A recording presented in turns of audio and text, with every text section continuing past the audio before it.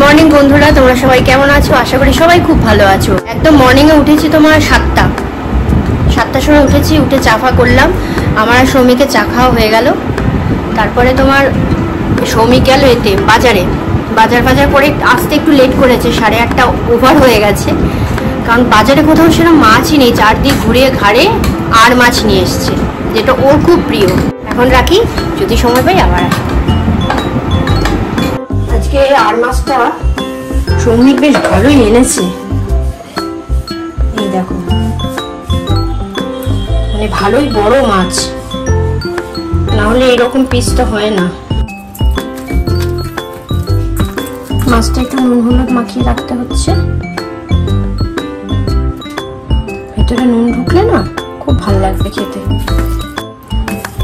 আর মাছ কখনো হাই ফ্লেমে ভাজবে না, তাহলে একদম গায়ে ছিটকে পুরো বড় বড় ফোসকা হয়ে যাবে, কারণ এই মাছ তো খুব ফাটে। মাছের নুন হলুদটা বিদ্ধ হোক, ততক্ষণে আমি ঘরদোরগুলো একটু মোছামুছি করে নিই। প্রতিদিন এত ধুলো পড়ে, ডাস্টিং না করলে না হয় না। আমার কিন্তু একতরফা নাইটি ধোয়া হয়ে গেছে, কারণ এত গরমে পুরো নাইটি ভিজে গেছিল। আবার আমি একটা নাইটি পরে বসেছি, এখন দোকান দেখছি। রিকন ক্লাস করছে, তার ফাঁকে আমি দোকানটা দেখে নিচ্ছি ওরা ঠিক টাইমে খুলেছে নাকি, তার সঙ্গে পেপারটাও চোখ বোলাচ্ছি।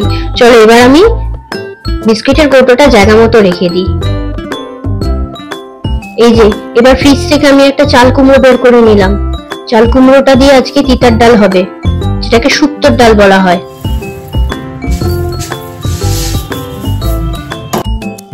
আজকে আমি গোটা চাল কুমড়োটাই করে ফেলবো। এই যে ছুলে নিচ্ছি, তারপর পিস পিস করে নেব। এই যে আমার এবার করলা ভাজা হয়ে গেছে। এবার তেলের মধ্যে সম্বার দিয়ে, তোমাদের তো আগে তিতার ডাল আমি করে দেখিয়েছি, ওই জন্য আজকে আর ভালোভাবে ডেসক্রাইব করলাম না। পুরো বাটি ধরে ডাল আমি উপর করেছি, একটু জল লাগতো ওই জন্য জলও দিয়ে নিলাম। যাই হোক, আমার রান্না হয়ে গেছে ডাল।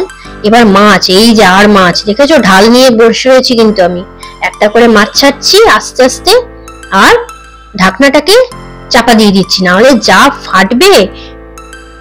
একদম আমার কিন্তু গ্যাসটা লো করা আছে। মাছ দিয়ে কড়াতে, তারপরে আমি এখানে মশলাটা করে নিচ্ছি। কাঁচা লঙ্কা, টমেটো, ধনে, জিরে, আর কিছুই দেব না। এই দিয়ে আমার হয়ে যাবে আর মাছের ঝোল, এত ভালো হয়। আর তার ফাঁকেই দেখো, আবার রিকনের ঘরটাকেও পরিষ্কার করে নিচ্ছি। চারিদিক পরিষ্কার না রাখলে হবে, কখন কোন লোকজন চলে আসবে, আর দেখতেও তো খারাপ লাগে। সব হয়ে গেছে, এই দেখো এবার আমার মাছের ঝোলের মশলা কষানো হয়ে গেছে, তেল ছেড়ে দিয়েছে দেখেছো। তারপর আমি মাছগুলো দিয়ে এই যে নেড়ে দিলাম। এই কাঁচা লঙ্কাগুলো কিন্তু আমি পাতে ডলে খাবো, কারণ ওরা তো খুব বেশি একটা ঝাল খায় না, ওই জন্য এটা আমি ওইভাবেই খাই।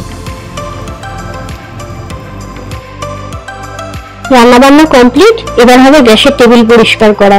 নাহলে এই আর মাছের তেল চারিদিকে ছিটে এত নোংরা হয়ে রয়েছিল। তার সঙ্গে আমি শুধু গ্যাসের টেবিল কিন্তু করিনি, সব দেয়ালগুলো করে নিয়েছি। পরিষ্কার পরিচ্ছন্ন যদি না রাখা হয়, এত দামি জিনিস কি খারাপ হয়ে যাবে না বল বন্ধু? আর লোকজন এসেও তো খারাপ বলবে যে এত সুন্দর ঘরদোর করে রেখে দিয়েছে, কিন্তু নোংরায় ভর্তি। ওইটা কি কোনো কাজকর্ম করে না? এই দেখো আমার সব দেয়াল সুন্দর করে মোছামুছি হয়ে গেছে, ব্যাস এবার শান্তি।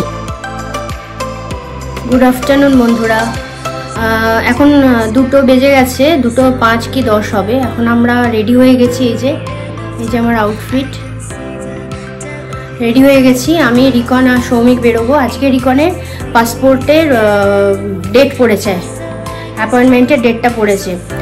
আমরা আগের দিয়ে একবার গেছিলাম ওই অন্নপূর্ণা পুজোর পরের দিনে, তখন আমাদের জিনিসটা কমপ্লিট হয়নি। কি হয়েছে না হয়েছে এটা নিয়ে আমি তোমাদের পরে একটা ভিডিও দিয়ে দেবো। কিন্তু এখন আমরা বেরোচ্ছি পাসপোর্ট অফিসে। রিকনের এটা পড়েছে, অ্যাপয়েন্টমেন্ট ডেটটা পড়েছে। তা আমার প্যারেন্টসদের যেতেই হবে, আমাকেও যেতে হবে, সৌমিকেও যেতে হবে। আমরা এখন বেরোবো, ওর পড়েছে 4:30-র সময়। চলো আমরা রেডি, এবার বেরোই, তারপরে এসে বাকি কথা বলবো।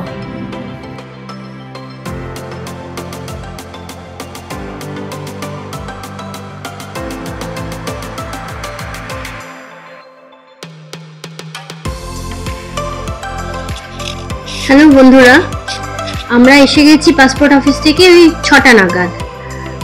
অ্যাকচুয়ালি ব্যাপারটা হয়েছে কি, আমরা অন্নপূর্ণা পুজোর পরের দিনে যে গেছিলাম তখন আমাদের ডেট ছিল, সৌমিকেরও ছিল, রিকনেরও ছিল। তা রিকনের প্রবলেম হয়ে গেছে কি, 2022-এ আরেকটা ফাইল ওপেন হয়েছিল মানে আমার ভুলের দোষেই হয়েছে। আমি ওর পুরোনো পাসপোর্টটা পাচ্ছিলাম না, আমি আমার খেয়ালও নেই যে এসেছে। আমি ভেবেছি হয়তো হয়নি রিনিউ করা। যখন অ্যাপ্লাই করেছি, করার পরে যখন গেছি তখন বলছে আপনার তো পাসপোর্ট অলরেডি আছে, কিন্তু ওই সময় আমাকে কিন্তু বলে দেয়নি যে এটা আবার আপনাকে মানে আমাকে ক্লোজ করতে হবে ফাইলটা, তারপরে আমি আবার রিনিউ করতে পারবো। তা এই সেদিনকে যেমন গেছিলাম অন্নপূর্ণা পুজোর পরের দিনে, তখন গিয়ে ওনারা বললেন যে আপনাকে কিন্তু এই ফাইলটা ক্লোজ করতে হবে, করার পরে আপনার এই নতুন ফাইলটা আমরা অ্যাপ্লাই করতে পারবো, রিনিউ করার জন্য করতে পারবো, মানে নতুন পাসপোর্ট আবার হবে।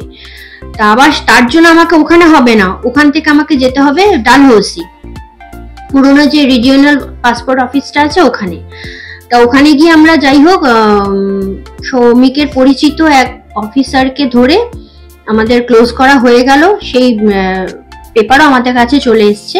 তা তারপরে আমরা আবার আমাদের আর টাকা জমা দিতে হয়নি, আমরা রিশিডিউল করে ডেটটা খালি নিয়ে নিয়েছিলাম। আজকে সেই ডেটটা পড়েছিল। যাই হোক রিকনের ইন্টারভিউ কমপ্লিট, পাসপোর্ট উইদিন 1 সপ্তাহের মধ্যে 1 উইকের মধ্যে চলে আসবে। এটাই হচ্ছে ব্যাপার, মানে কারোর যদি কখনো মানে ফাইল ওপেন থাকে সেটাকে আগে কিন্তু ক্লোজ করতে হবে। রিজিওনাল পাসপোর্ট অফিস যেটা ডালহৌসিতে, ওখানে গিয়ে তারপরে আপনারা ওই লগইন পাসওয়ার্ড দিয়ে ঢুকবেন, ঢুকে সেই ফাইলে গিয়ে আপনাকে রিশিডিউল করতে হবে, তাহলেই কমপ্লিট। যেমন রিকনের আজকে হয়ে গেল। তো চলো বন্ধুরা, আমি ভিডিওটা আর কন্টিনিউ করব না, এখানেই শেষ করছি, কারণ এখন 9:15-20 বেজে গেছে।